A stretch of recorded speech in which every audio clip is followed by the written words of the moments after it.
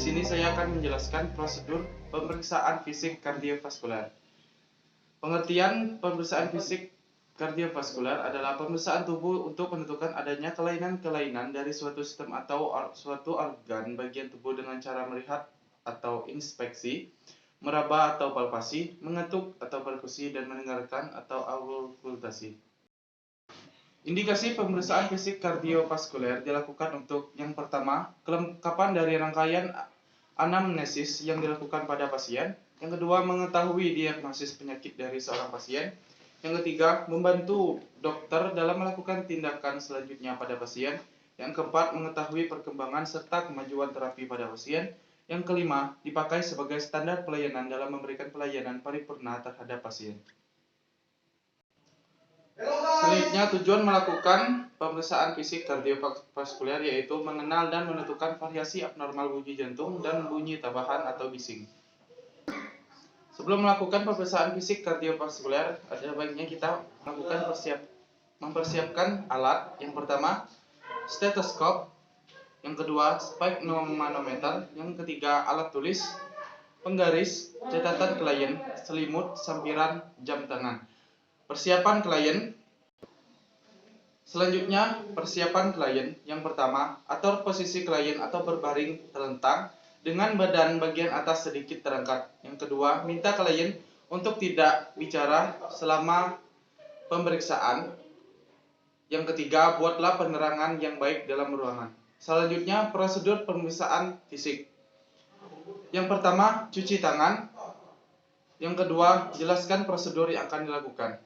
Yang keempat, infeksi. Lihat warna kuku, bentuk kuku, dan telapak tangan. Periksa warna kulit dalam tubuh, anggota tubuh, dan membran mukosa. Selanjutnya, infeksi mata terhadap palpebra, kontoma, atau bintik kuning, lunak, atau pelagu kelopak mata. Selanjutnya, tentukan tekanan vena jugularis atau GVP. Ukur stremium dan tempat palpasi yang tertinggi pada vena jugularis internal dengan menggunakan penggaris. Selanjutnya, periksa precordium untuk palpasi yang terlihat, daya angkat, gelombang 50% dewasa akan memperlihatkan pada area PMI, impuls epikal lebih rendah diduga pembesaran vertikal. Kemudian, infeksi adanya edema pada daerah sekitar skapula, abdomen, sakrum, pergelangan tangan, dan kaki. Yang kelima, palpasi. Palpasi keseluruhan dada terhadap impuls apikal, getaran gelombang, dan nyeri tekan. Impuls dapat dipalpasi pada area interkosta atau AIK kelima mid clavicula. Kemudian, palpasi nadi. Bandingkan satu sisi dengan lainnya. Perhatikan palpasi pada area karotid, radialis femoralis, paliteal, tibialis posterior, dan dorsalis pedis.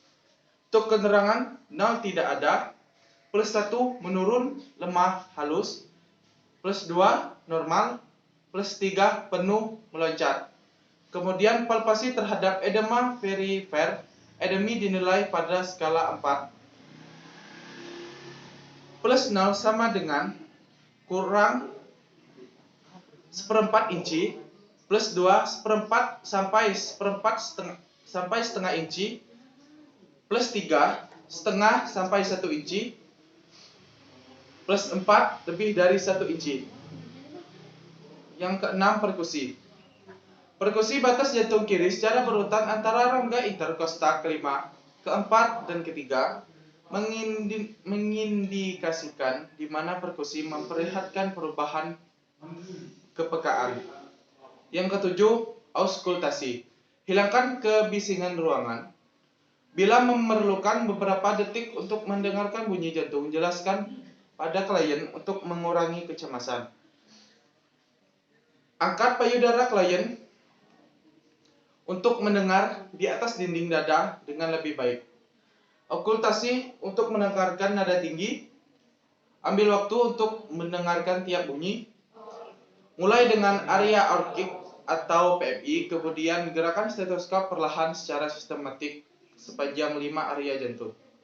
Jelaskan untuk mendengar bunyi jantung dengan jelas pada tiap-tiap lokasi.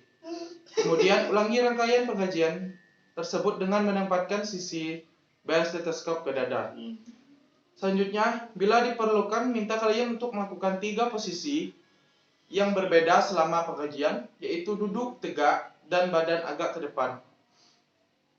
Berbaring terentang, posisi rekben lateral kiri. Periksa frekuensi jantung. Setelah kedua bunyi terdengar jelas seperti loop, dup, atau kemudian hitung setiap komunikasi S1 dan S2 sebagai 1 denyutan jantung dan hitung selama 1 menit. Setelah itu, bila tidak teratur bandingan frekuensi apikal dan radial, defisit denyut terjadi bila denyut radial lebih sedikit dibandingkan apikal. Gunakan sisi bel stetoskop untuk mendengarkan bunyi-bunyi ekstra bernada rendah S3 dan S4. S3 atau galop ventrikular timbul setelah S2 dan S4, galop arterial timbul setelah S1.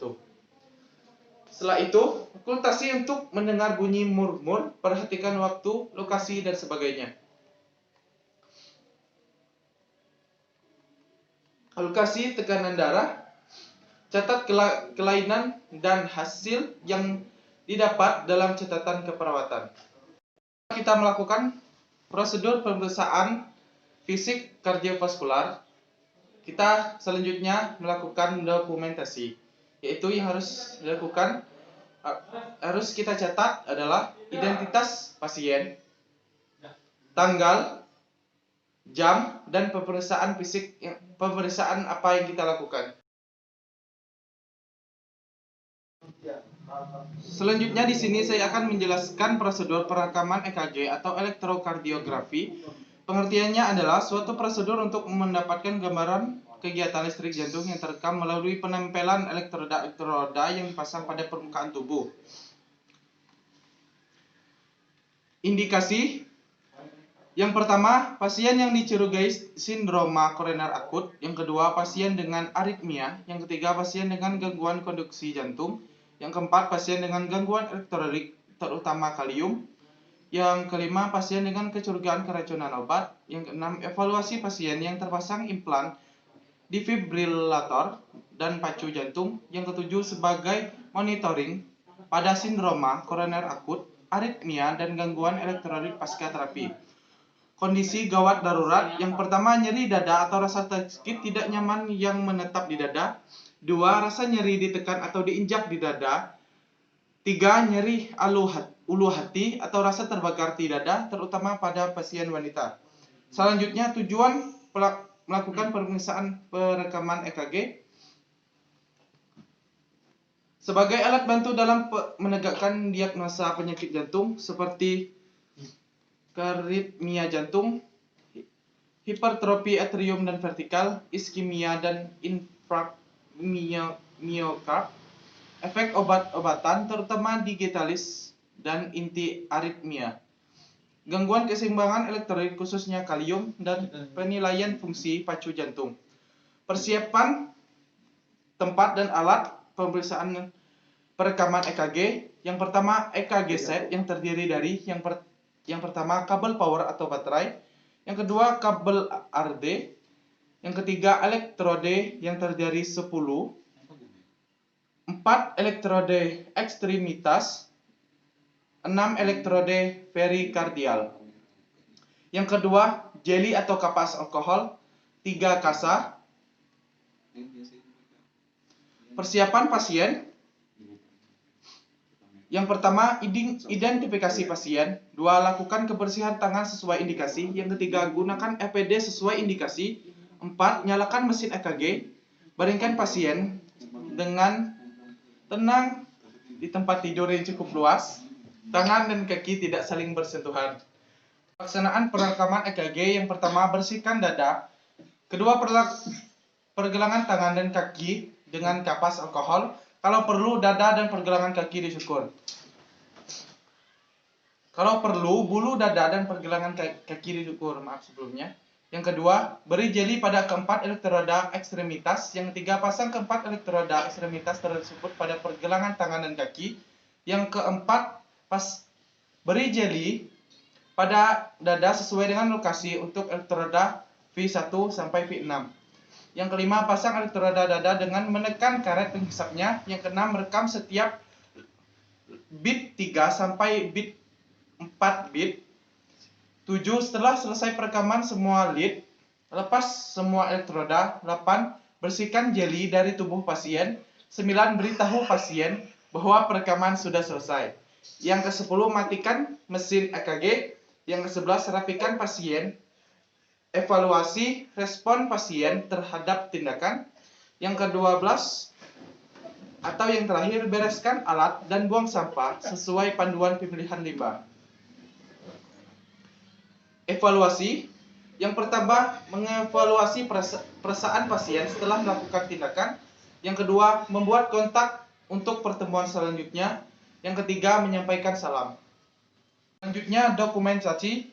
Catat dan dokumentasikan hasil tindakan dalam laporan asuhan keperawatan, identitas pasien, tanggal, jam, dan pemeriksaan apa yang kita lakukan. Yang selanjutnya yaitu perawatan tracheostomi. Pengertiannya adalah suatu tindakan perawatan dan pemeliharaan daerah dalam dan luar kanul trakea dan daerah sekitar kanul untuk mencegah terjadi infeksi saluran pernapasan dalam. Yang tujuan melakukan perawatan tracheostomi yaitu untuk meningkatkan potensi jalan napas, meningkatkan ventilasi, mencegah kerusakan integritas kulit sekitar trakea, dan mencegah timbul infeksi saluran napas bawah. Indikasi yang pertama, mengatasi obstruksi jalan napas atas seperti saring. 2. Mengurangi ruang rugi atau dead air space di saluran napas bagian atas. Yang ketiga, mempermudah pengisapan sekret dari bronkus pada bagian yang tidak dapat mengeluarkan sekret secara fisiologik, misalnya pada pasien dalam kondisi koma. Yang keempat, untuk memasang respirator atau alat bantu pernapasan. Yang kelima, untuk mengambil benda asing dari subglotik apabila tidak mempunyai fasilitas untuk bronkoskopi. 6. Mencegah parah pada wajah dan leher. Yang ketujuh, hilangkan refleks laring dan ketidakmampuan untuk menelan sehingga mengakibatkan risiko tinggi terjadi aspirasi. Bahan dan alat yang dipersiapkan. Yang pertama, oksigen. Yang kedua, suction cat. Yang ketiga, tracheostomy dressing set. Yang keempat, kasa. Yang kelima, pinset chirurgis 2 buah. Yang keenam, kaum kecil 2 buah. 2. NaCl 0,9% atau betadine. Yang kedelapan, sarung tangan 9 gunting. 10. Well lap atau tali. 11. Sikat tali. Yang terakhir, cotton tip applicators. Persiapan pasien. Yang pertama, identifikasi pasien. Yang kedua, lakukan kebersihan tangan sesuai indikasi. Yang ketiga, gunakan APD sesuai indikasi. Yang keempat, sekresi pasien, refleks batuk, hemodinamik pasien, alat penghubung ventilasi, kondisi tracheostomi atau lokasi, warna, adanya pendarahan, jumlah pendarahan, dan tanda infeksi. Yang kelima, atur posisi pasien sesuaikan dengan kondisi pasien. Yang keenam, pasang pengalas pada dada pasien. Yang ketujuh, tekanan kaf tracheostomi 25 sampai 30 mmHg. Prosedur pelaksanaan. Yang pertama, lakukan pengisapan lendir pasien atau lihat SPO menghisap lendir untuk menjaga kepatenan jalan napas selama perawatan tracheostomi. Yang kedua, lepaskan penghubung ventilasi dan kanul tracheostomi. Yang ketiga, gunakan sarung tangan steril. Yang keempat, lepaskan kanul bagian dalam tracheostomi pasien dan rendam ke dalam cairan normal saline. Yang kelima, sambungkan kembali tracheostomi kanul dengan penghubung ventilasi selama perawatan kanul dalam. Keenam, bersihkan kanul dalam menggunakan sikat pembersih tracheostomi. Setelah bersih, bilas kembali kanul menggunakan cairan normal, salin atau air mengalir. Yang ketujuh, kering kanul menggunakan kasa steril, masukkan kembali ke dalam kanul luar. Yang kedelapan, kendorkan tali pengikat. Yang kesembilan, buang kasa kotor pada luka tracheostomi.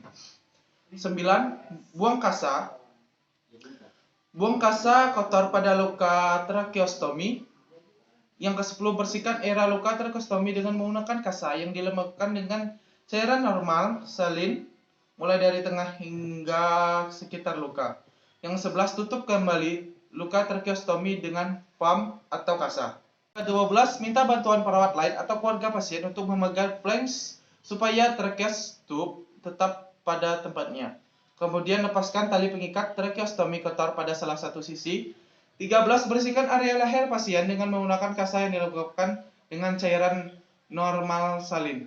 Lepaskan tali pengikat kotor pada sisi yang lain dan sambungkan tali pengikat yang baru pada sisi tersebut. Hanya boleh satu jari yang dimasukkan di tali leher.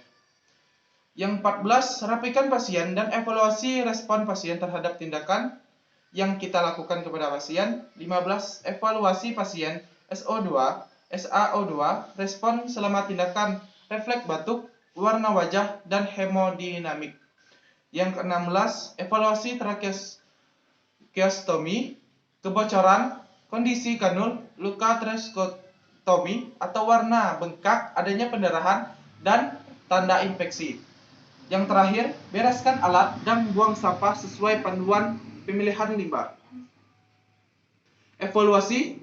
Yang pertama, mengevaluasi perasaan pasien yang setelah kita melakukan tindakan kepada pasien. Yang kedua, membuat kontrak untuk pertemuan selanjutnya. Selanjutnya, dokumentasi, catat dan dokumentasikan hasil tindakan dalam laporan asuhan keperawatan, identitas pasien, tanggal, jam, dan pemeriksaan apa yang kita lakukan. Inilah yang dapat saya sampaikan. Maaf jika banyak kesalahan dalam video ini. Sekian dan terima kasih. Wassalamualaikum warahmatullahi wabarakatuh.